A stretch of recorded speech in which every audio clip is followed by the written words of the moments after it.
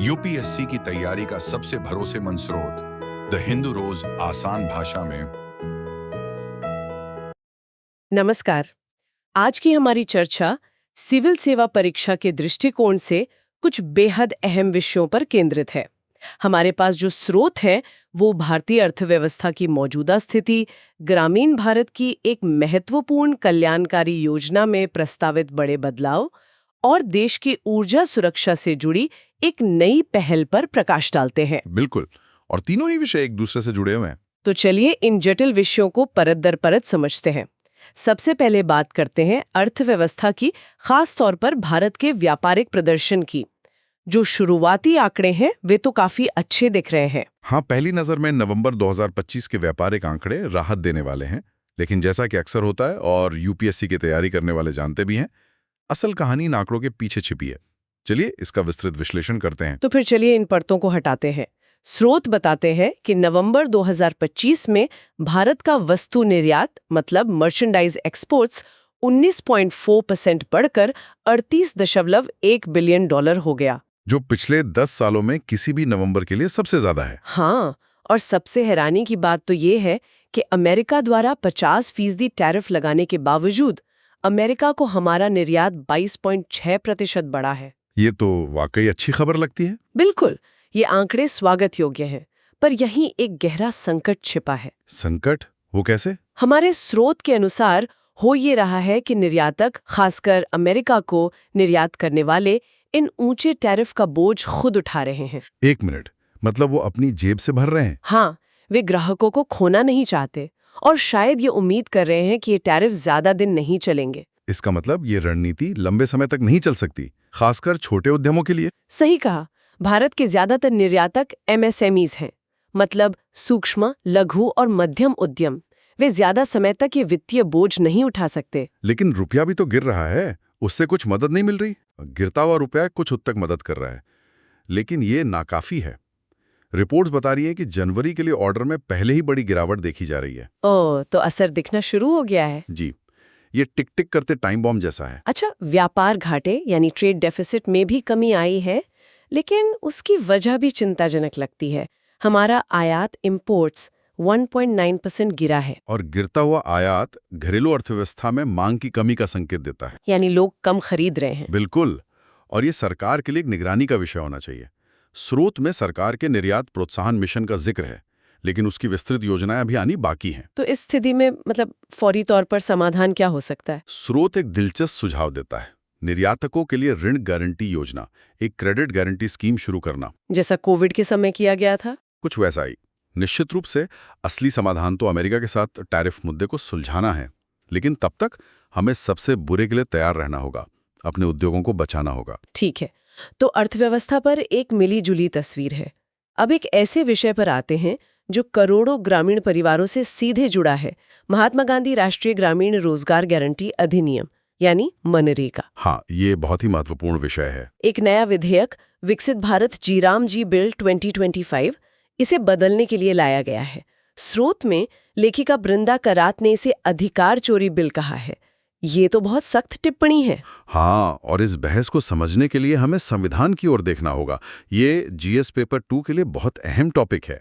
आप अनुच्छेद 41 की बात कर रहे हैं, राज्य के नीति निर्देशक सिद्धांत। बिल्कुल, संविधान का अनुच्छेद 41 काम के अधिकार को सुरक्षित करने की बात करता है। मनरेगा इसी सिद्धांत का एक कानूनी रूप था। वो दशकों के संघर्ष के बाद मिला एक अधिकार था। तो मूल मनरेगा कानून और इस नए बिल में मुख्य अंतर क्या है? मतलब इतना बड़ा विरोध क्यों हो रहा है? इसमें जमीन आसमान का फर्क है। मूल मनरेगा मांग संचालित था, मतलब डिमांड ड्रिवन। डिमांड ड्रिवन यानी अगर कोई ग्रामीण परिवार काम मांगता है तो उसे साल में 100 दिन का काम देने की कानूनी गारंटी थी। सरकार बाध्य थी।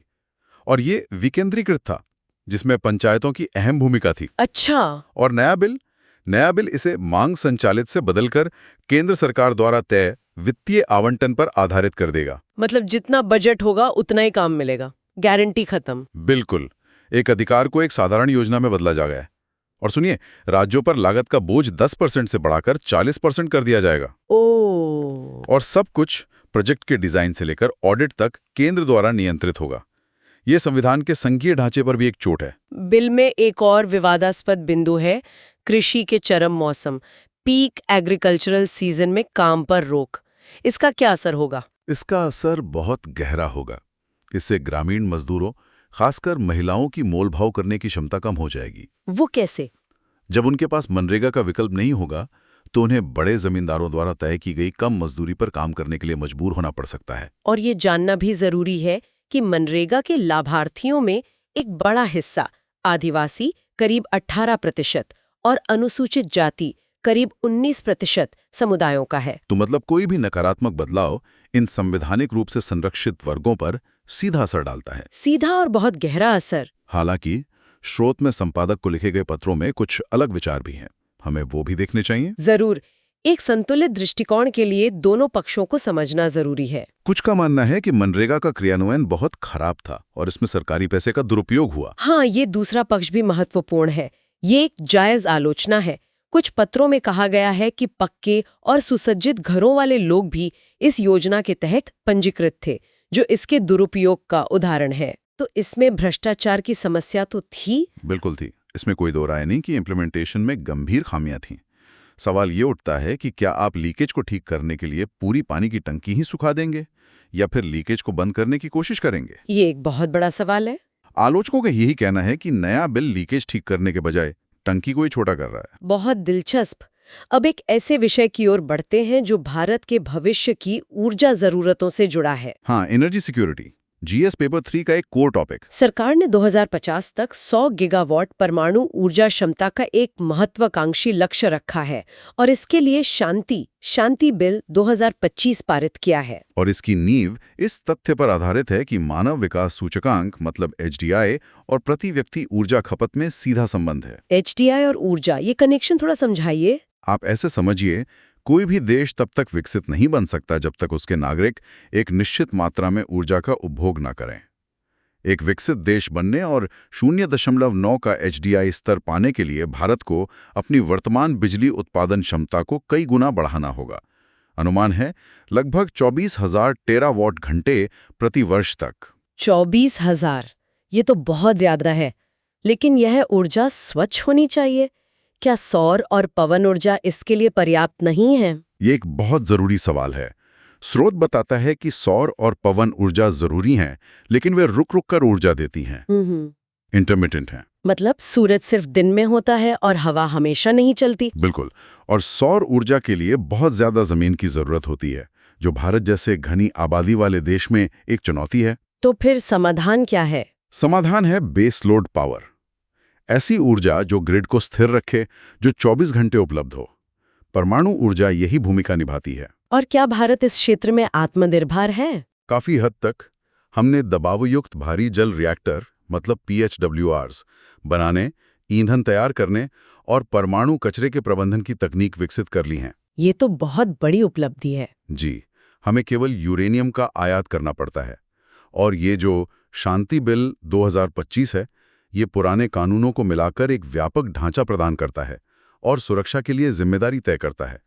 ये भारत के ऊर्जा भविष्य के लिए एक बड़ा कदम है। तो आज की इस चर्चा में हमने देखा कि भारत की अर्थव्यवस्था में ऊपरी तौर पर दिख रही चमक के नीचे कुछ गहरी चुनौतियां हैं। हाँ, जो हेडलाइन नंबर से पता नहीं चलती। हमने ग्रामीण कल्याण की सबसे बड़ी योजना के भविष्य पर एक मौलिक बहस को समझा। एक अधिकार आधारित और आवंटन आधारित मॉडल के बीच की बहस। और देश की ऊर्जा सुरक्षा के लिए एक दीर्घकालिक रोड मैप पर नजर डाली। आज की चर्चा से एक विचारणीय प्रश्न ये उठता है कि इन सभी क्षेत्रों में संतुलन कैसे साधा जाए। संतुलन। हाँ, क्या हम अपनी आर्थिक महत्वाकांक्षाओं और ऊर्जा की जरूरतों को पूरा करते हुए ये सुनिश्चित कर सकते हैं कि हमारे सबसे कमजोर वर्गों के लिए सामाजिक सुरक्षा का जाल, जैसा कि मनरेगा के मामले में बहस हुई, कमजोर होने के बजाय और मजबूत हो? मतलब विकास की दौड़ में कोई पीछे न छोड़ जाए। बिल्कुल।